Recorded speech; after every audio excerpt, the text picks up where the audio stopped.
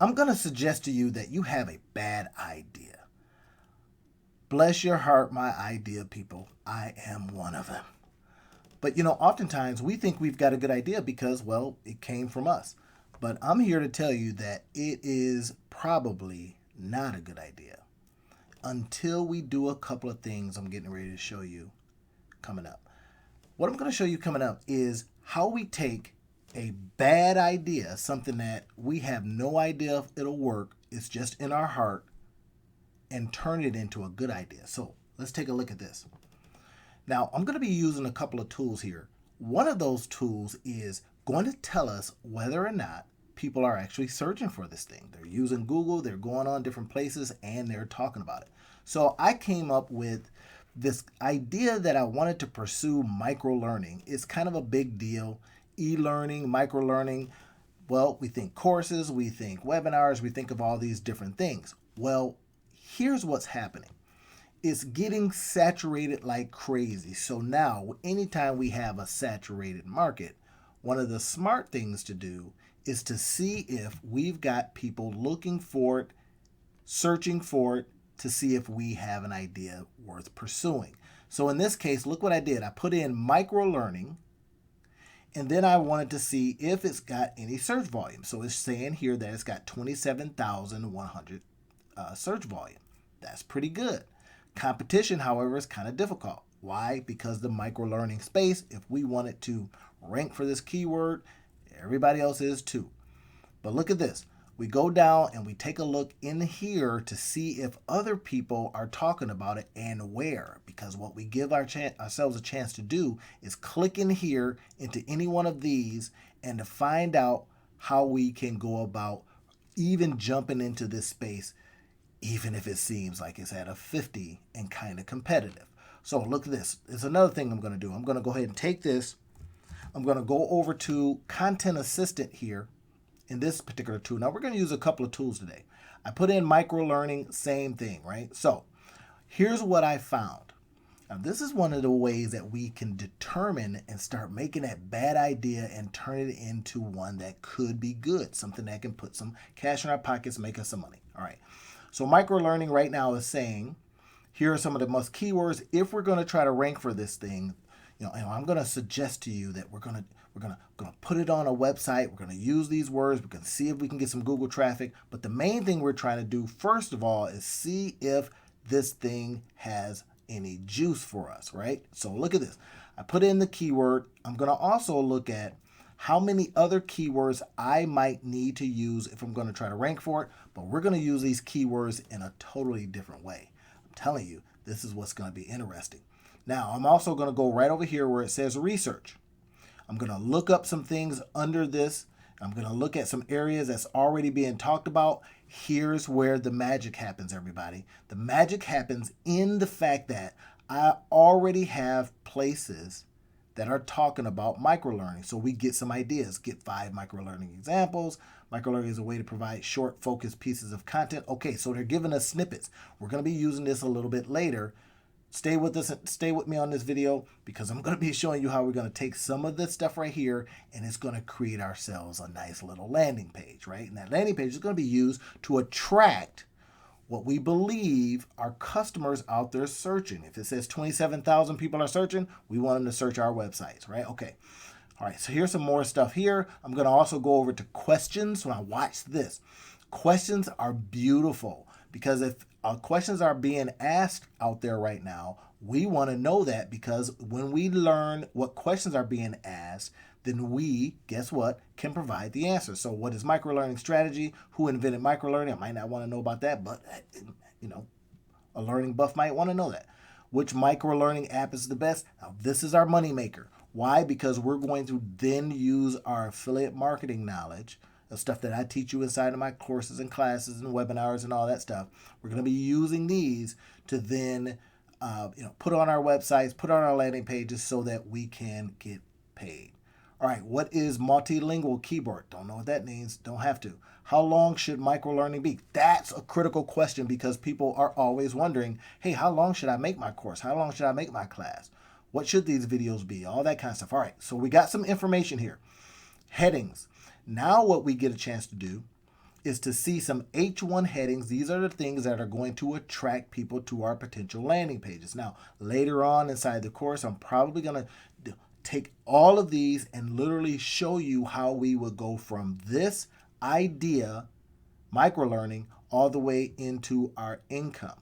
All right, so now H2 headings is suggesting that we use this.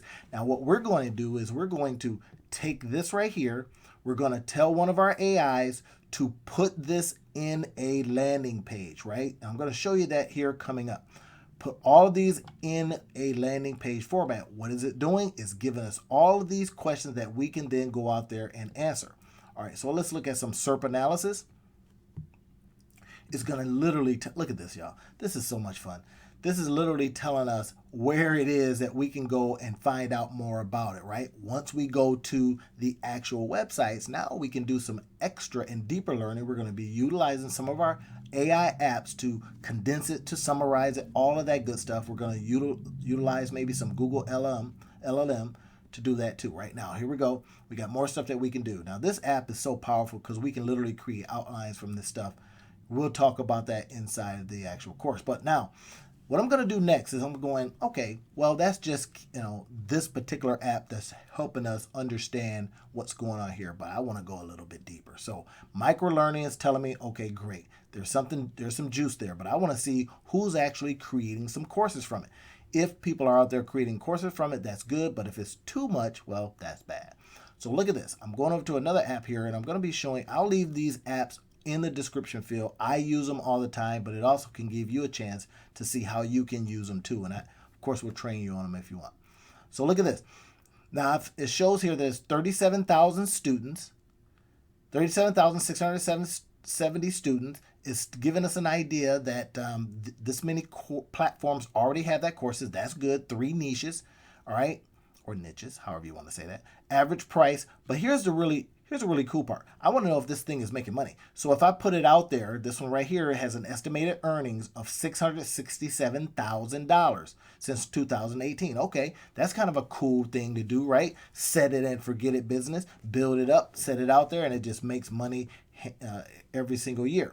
So we got one here that's 98,000. So the point is that people are making money from this, but that's not what I really wanted to dig into. What I really want to dig into is how can we make something like this, make it better? If you're noticing here, we got a trend line from Google searches right here, and it's a spike. Bam! A lot of people want to learn about micro learning. That's kind of cool, all right? So look at this. This right here is giving us a clue that we might be in the right areas. But look at this. Learning, bite-sized learning, all the kind of things that we can also look into. Nano learning, what is that? So now we have a chance to name what we want to say. We want to niche down a little bit. Micro courses, spaced education. Haven't heard of that. But what if we looked into bite-sized learning? Let's take a look for a minute. Bite-sized learning. Now, this is stuff that it suggested to us itself. So it'll tell us whether or not anything is going on in that particular area. Micro-learning is one, short learning, snackable learning, compact learning. Okay, I don't see anything going on there, right? Quick study, compact learning. Let's go back to that. We know that there's opportunity here. What about this e-learning? Now, we know that's going to be beautiful, right? It's going to probably be a lot of things going on. Just like I thought, here we've got e-learning, which is something that I'm doing right now, is showing you in an electronic format how to learn a particular thing. Digital learning, virtual learning, online courses. Now we know that's going to be a big daddy, so we may not want to go into that area, right? Because it's going to be crowded. So we call it something, e-learning. In this particular case, I have an e-learning platform with Our Bridge Business Institute. This is what I run all of my courses and classes and webinars and all that kind of stuff through. But okay, here it is. Total students, 109,000 students that are learning about or being taught about e-learning, all right? Understanding e-learning creation. It's saying here there's some estimations on revenue. So let's do this. I'm going to go ahead and click here because I really want to see the top earners in this particular area, right? I want to see those first. So we're going to go ahead and pop it up here. Look at this. So now we've got $99,000 estimated earnings, and it's on Udemy.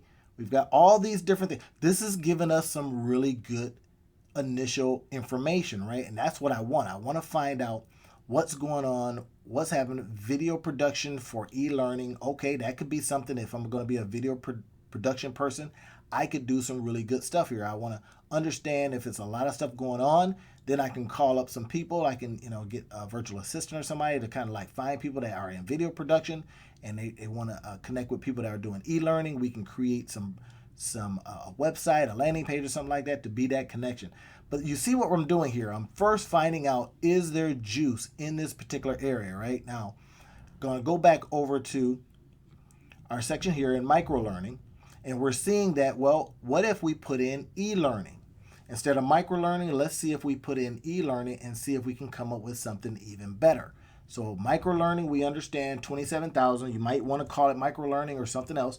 I like tiny courses, tiny learning, whatever, but that's not what, that would be my idea. And again, it could probably be a bad idea. What we're doing, everybody, is trying to make a bad idea good with the data, with the research, with the things that we can now say, I know for a fact that it's being searched out. So let's go ahead and hit e-learning.